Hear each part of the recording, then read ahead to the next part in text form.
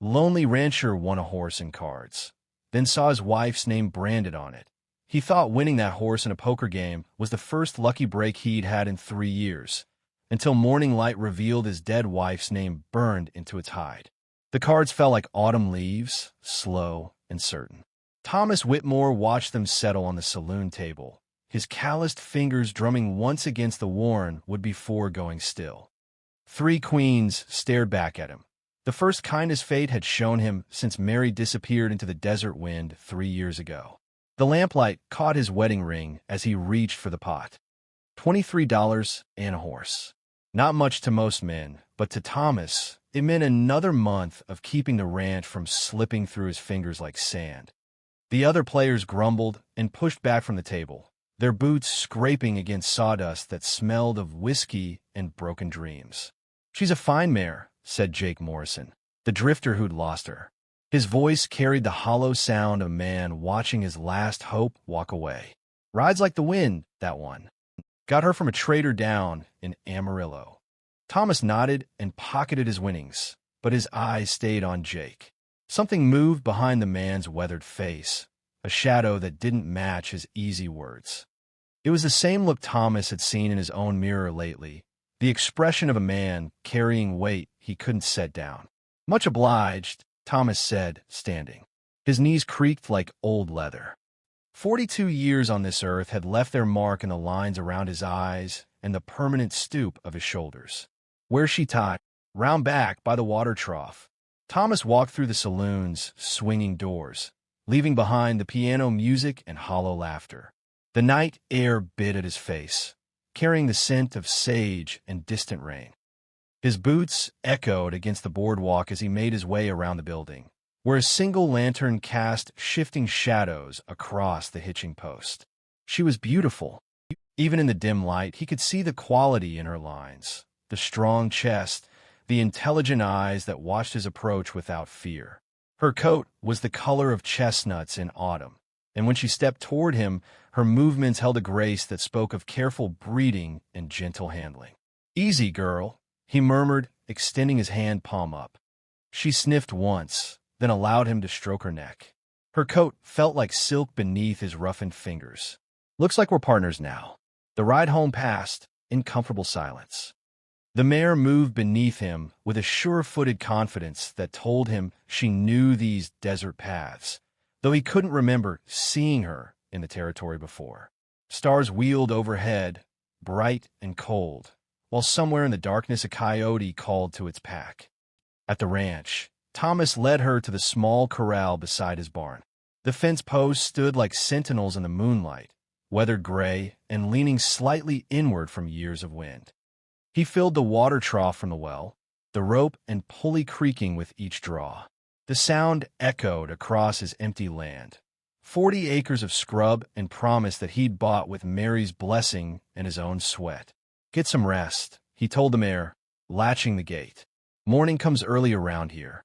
Inside the cabin, Thomas lit a single candle and sat heavily at his kitchen table. The flame danced across the empty chair across from him. Mary's chair, where she used to sit with her coffee and her plans for the garden she never got to plant. He'd stopped seeing her ghost there months ago, but the absence still pressed against his chest like a stone. He poured himself 3 fingers of whiskey and held the glass to the light. The amber liquid held mysteries he no longer tried to solve. Some nights, he drank to remember. Other nights, he drank to forget.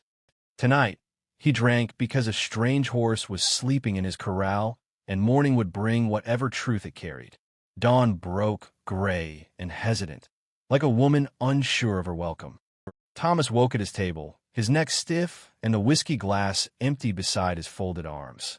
Through the window, he could see the mare standing at the corral fence, her head turned toward the cabin as if she'd been waiting for him to wake. He pulled on his boots and walked outside, the morning air sharp in his lungs. The mare nickered softly as he approached, and he found himself smiling, the first real smile that had crossed his face in months. "Morning, girl," he said, reaching for the gate latch. "Let's see about getting you some." The words died in his throat. There, burned into her left flank in letters as clear as his own name, was a single word: Mary. Thomas stumbled backward, his hand flying to his chest where his heart hammered against his ribs like a caged bird. The ground seemed to tilt beneath his feet, and for a moment the desert spun around him in a dizzying dance of memory and impossibility.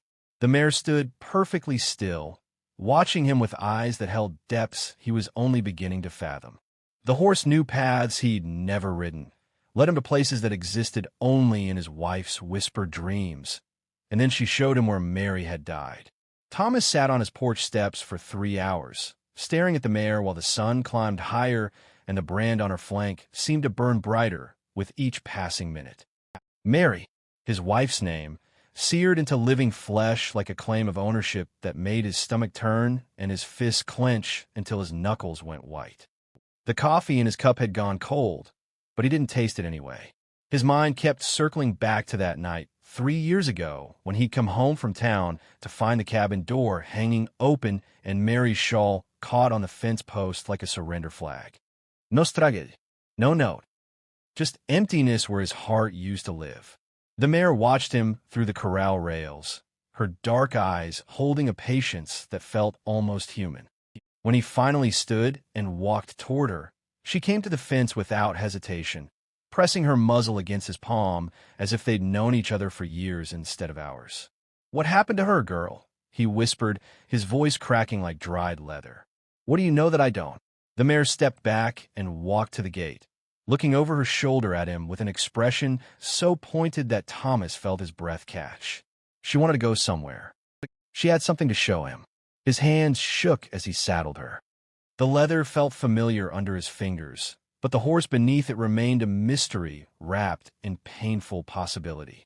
When he swung into the saddle, she immediately turned away from the ranch, heading toward the canyon country that stretched beyond his fenced land like a vast, red-walled cathedral. They rode in silence through the morning heat. The mare's gait was smooth and purposeful, as if she followed a map written in her bones.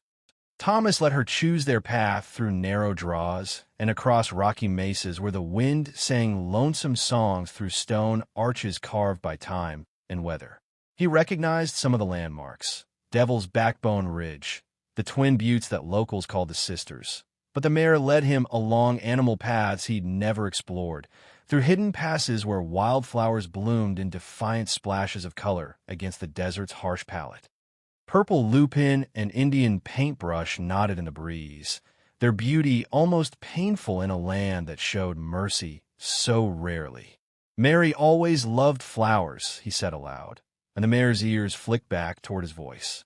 Said she was going to plant a garden that would make the whole territory stop and stare. Roses and sunflowers and those little blue ones she could never remember the name of. The path wound deeper into the backcountry, past springs where cottonwoods grew in sacred circles and hawks rode the thermals overhead like prayers made visible. Thomas had lived in this country for 15 years, but the mare showed him secrets he'd never imagined. A hidden waterfall that sang against black stone, a grove of ancient junipers that twisted toward the sky like arthritic fingers reaching for grace. Near midday, she stopped at the edge of a small valley that opened like cupped hands between red canyon walls. Thomas had never seen this place, yet it felt familiar in a way that made his chest tight. Grass grew green along a stream that meandered through the center, and wild roses climbed the rocks in pink profusion. "Sweet Lord," he breathed. It looked like the garden Mary had always described, the one she'd planned to plant behind their cabin when the ranch finally turned a profit. The mare picked her way down the steep trail without guidance, her hooves finding purchase on stone steps that might have been carved by ancient hands or worn smooth by countless passages. At the valley floor, she walked directly to a cluster of cottonwoods whose shade fell across the ruins of a small cabin. Thomas dismounted on unsteady legs. The cabin had been built with care, the foundation stones fitted tight, the chimney still standing though the roof had fallen in years ago. Someone had lived here, hidden away from the world like a secret too precious to share. He walked through what had once been the doorway, his boots crunching on broken glass and wind-scattered debris. In the corner where a bed might have stood, Wildflowers grew through the floorboards in a riot of color that seemed to mock the emptiness. A rusted tin can sat on a wooden crate beside the window, and near it lay a woman's boot, cracked and weathered but still holding its shape. Thomas picked up the boot with trembling hands. It was small, narrow, the kind Mary had always worn. He pressed it against his chest and felt something break open inside him, a dam of grief he'd built to hold back 3 years of questions. Behind the cabin, where the roses grew thickest, he found them, a careful arrangement of stones stacked in a pyramid, unmarked but deliberate. Someone had built this cairn with loving hands, had chosen each rock for its fit, and placed it with the reverence due to sacred ground. The mare stood beside him, her breath warm against his shoulder as he knelt before the makeshift grave. Tears fell onto the dusty earth, the first he'd allowed himself since the night Mary disappeared.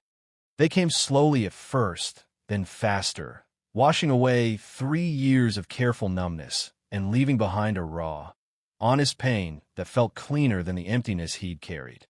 She was here, he whispered to the stones, to the roses, to the horse that had led him to this hidden place of endings. She was here, and someone cared enough to. He couldn't finish the thought, but he didn't need to. The evidence surrounded him like an embrace. The mare nuzzled his shoulder gently, and when he looked up in her eyes, he saw something that might have been understanding or forgiveness, or simply the patient wisdom of a creature who had witnessed both love and loss and learned to carry both with equal grace. The sun was beginning its descent toward the canyon rim when Thomas finally stood, his knees protesting the long vigil. Questions multiplied in his mind like seeds in spring rain, but for now, he was content to let them grow in silence.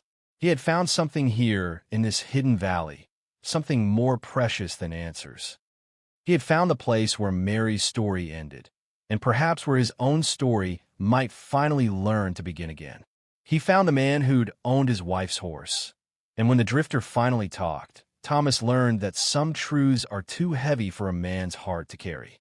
Thomas rode back toward town as the sun bled red across the western sky, the mare's hooves keeping time with the questions that hammered against his skull. The hidden valley lay behind them now, but its secrets rode with them like ghosts in the saddle. Someone had cared for Mary in that lost place, had built her shelter and marked her grave with roses. Someone who wasn't him. The mare seemed to sense his urgency, picking up her pace without being asked. Her ears swiveled forward, alert and purposeful, as if she understood that their journey was far from over. Thomas gripped the reins tighter, his knuckles white against the leather. Jake Morrison had answers, and before this night was through, Thomas would have them. The saloon glowed like a beacon in the gathering darkness, its windows spilling yellow light onto the dusty street. Piano music drifted through the batwing doors, mixing with the sound of men's voices and the clink of glasses. Thomas tied the mare to the hitching post and checked his Colt .45, the weight of it familiar and cold against his hip. He found Jake at the same corner table where they'd played cards the night before, a bottle of rot-gut whiskey standing guard between his elbows. The drifter looked older in the lamplight, his face mapped with lines that spoke of hard miles and harder choices. When he saw Thomas approaching, his hand drifted toward his holster, then thought better of it. "Didn't expect to see you back so soon," Jake said, his voice careful and measured. "Something wrong with the mare?" Thomas pulled out a chair and sat down hard, the wood creaking under his weight. He placed his hands flat on the table, close enough to Jake that the man could see the dirt under his fingernails and the tremble in his fingers. "What did you really get her?" Thomas asked, his voice barely above a whisper. Jake's eyes darted toward the door, then back to Thomas's face. "Told you already. Trade her down in Amarillo." "You're lying." Thomas leaned forward, and something in his expression made Jake shrink back in his chair. "I found the valley, Jake. I found the cabin and the grave. I know she was there." The color drained from Jake's weathered cheeks. He reached for his whiskey with a shaking hand, took a long pull, and set the bottle down with exaggerated care. When he spoke again, his voice carried the weight of a man confessing sins he'd carried too long. You don't want to know the truth, Whitmore.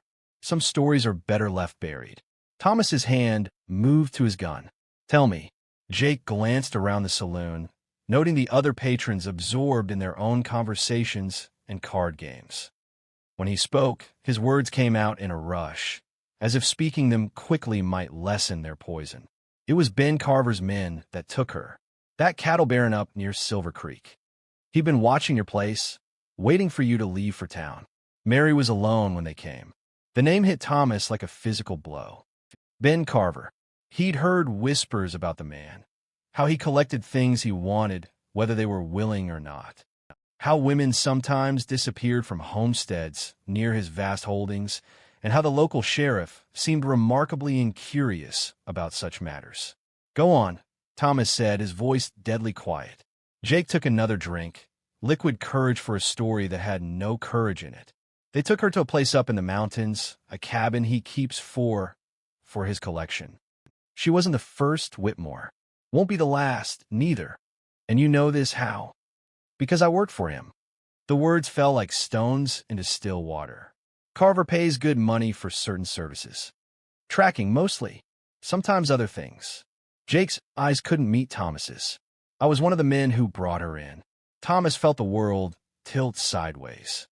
His vision narrowed to a pinpoint focused on Jake's face, and his hand closed around his gun grip without conscious thought.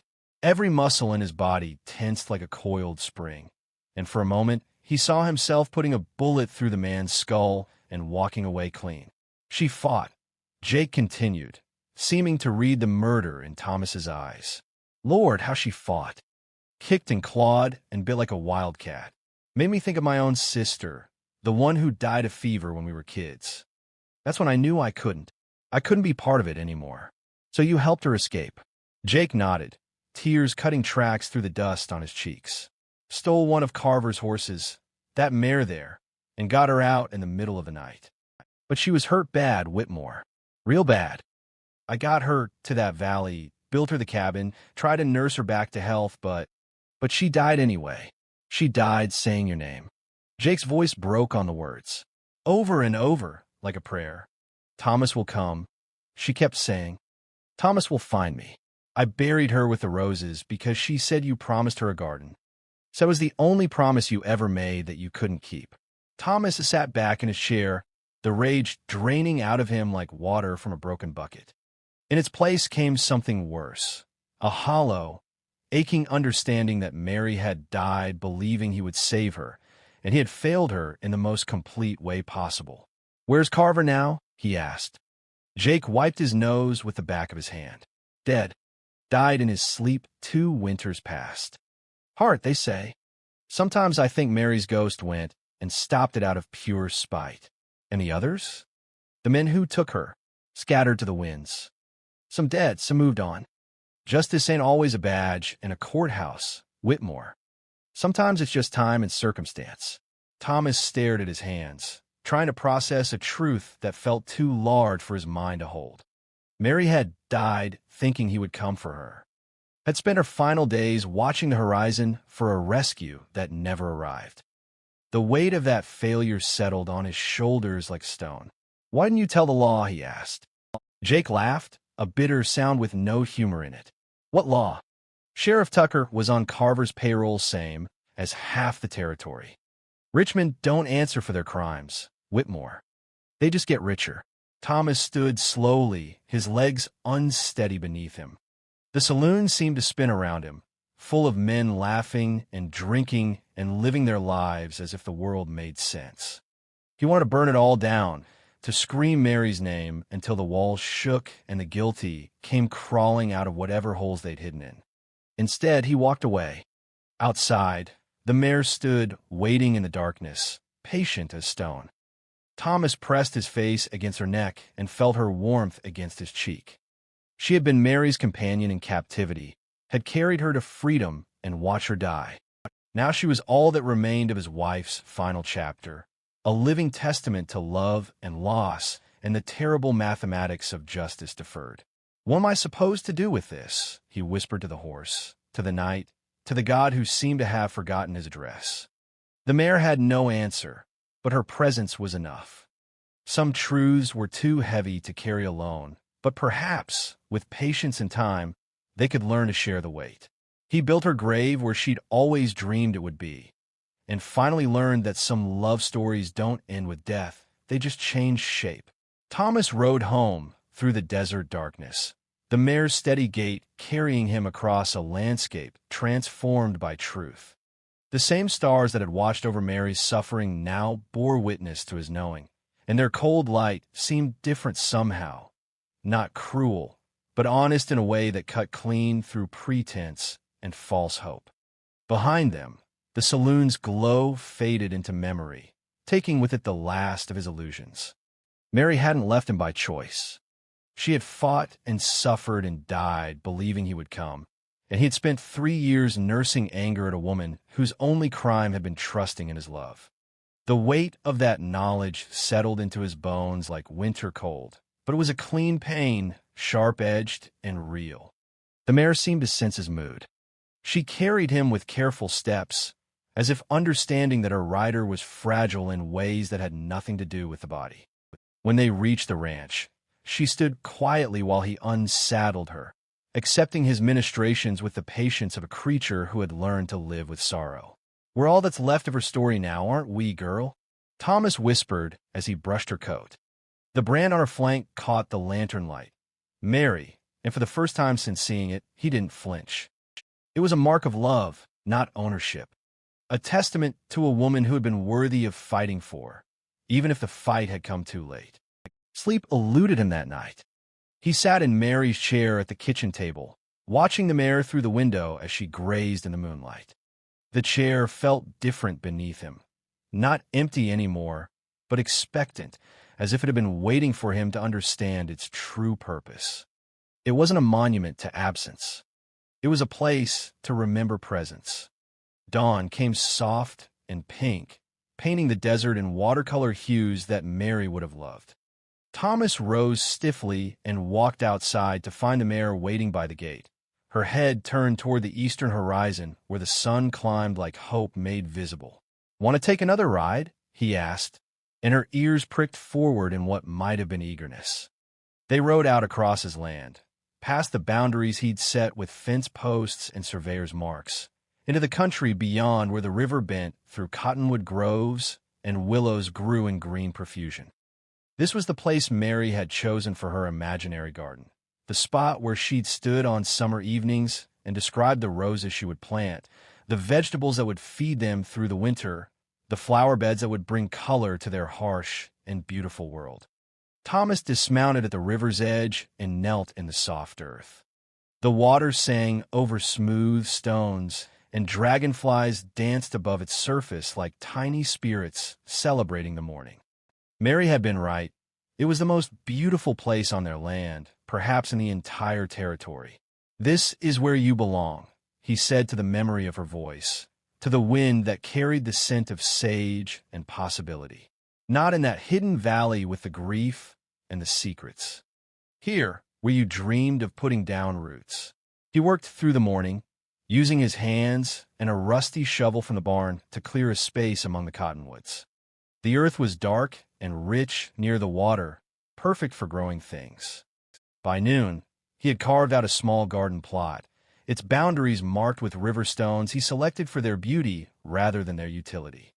The mare watched from the shade, occasionally nickering as if offering encouragement. When the work was finished, Thomas built a simple cairn in the center of the garden. Not a grave this time, but a marker for love that had outlasted loss. He arranged the stones with care, each one chosen and placed with the reverence due to sacred space. From his saddlebags, he pulled a packet of seeds he'd bought in town weeks ago and forgotten.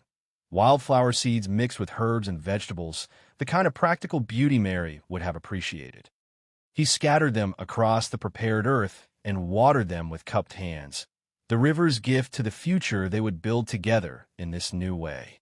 "I'm sorry, I didn't come for you," he said to the garden, to the stones, to the mare who had carried Mary through her darkest hours.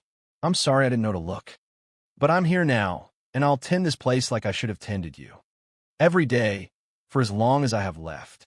The words came easier than he'd expected, as if speaking truth to the earth somehow made it more real. He told the growing things about Mary's laugh, about her stubborn kindness, about the way she hummed while she cooked, and how she never met a stray animal she didn't try to feed. He told them about his failures and his fears, about 3 years of anger that had been grief in disguise. Summer passed into autumn, and the garden flourished. Sunflowers grew tall and proud, their faces following the sun's daily journey across the sky. Tomatoes ripened red and heavy on their vines, and herbs filled the air with scents that would have made Mary close her eyes and smile. The mare became his constant companion in this work, grazing nearby while he tended the plants and talked to them in the voice he'd once saved only for his wife. On the anniversary of finding the brand, Thomas rode to the saloon one last time. He found Jake Morrison at the same table, older and grayer, nursing a whiskey that looked like medicine rather than pleasure. "Thought you might come looking for me again," Jake said without looking up. Thomas sat down across from him, noting how the drifter's hands shook and how his eyes held the hollow look of a man counting down his remaining days. "Not looking for you," Thomas said. "Looking for closure." Jake's laugh turned into a cough that shook his thin frame. "Find any? Some." Thomas folded his hands on the table between them. "Mary would have forgiven you, I think. She had a heart big enough for that kind of grace." Tears gathered in Jake's eyes, but he didn't let them fall. "She told me about the garden she wanted to plant. Said you'd promised her flowers that would make the angels jealous." "I kept that promise," Thomas said. "Different place, different way, but I kept it." They sat in silence for a while, two men bound together by a shared story of love and loss and the complicated arithmetic of redemption. When Thomas finally stood to leave, Jake caught his wrist with fingers that felt like bird bones wrapped in leather. "The mare," Jake said. "She happy with you?" Thomas thought of the horse waiting outside, patient and steady, carrying both their stories with equal grace. "I think she's found her peace. Same as the rest of us." The ride home was quiet and contemplative. The desert had turned autumn colors, gold and rust, and the deep purple of evening shadows. The mare's hooves kept rhythm with his heartbeat, and somewhere in that steady cadence, Thomas found something he'd forgotten how to feel. Contentment. Not happiness. That might come later, if he was lucky, but the simple satisfaction of a man who had learned to carry his burdens without being crushed by them. At the garden by the river, the last of the season's flowers were blooming in defiant beauty against the coming frost. Thomas dismounted and walked among them, touching petals that would soon fall and return to the earth that had given them life. The cycle was complete, seed to flower to seed again, love to loss to love transformed. The mare followed him into the garden and stood beside Mary's cairn, her presence a bridge between what was and what could still be. In the gathering dusk, Thomas could almost see his wife among the sunflowers, her hands dirty with good work and her face bright with the joy of things growing. "Thank you," he said to her memory, to the horse that had brought him the truth, to the desert that had taught him how to grieve and how to hope. For all of it. The love and the loss and the learning how to live with both. The wind carried his words across the water and into the vast country beyond, where new stories were always beginning and old ones were finding their way to peace. Some wounds never healed completely, but they could teach a man how to be tender with what remained. And sometimes, in the space between remembering and letting go, grace grew wild and beautiful as flowers in an unexpected place.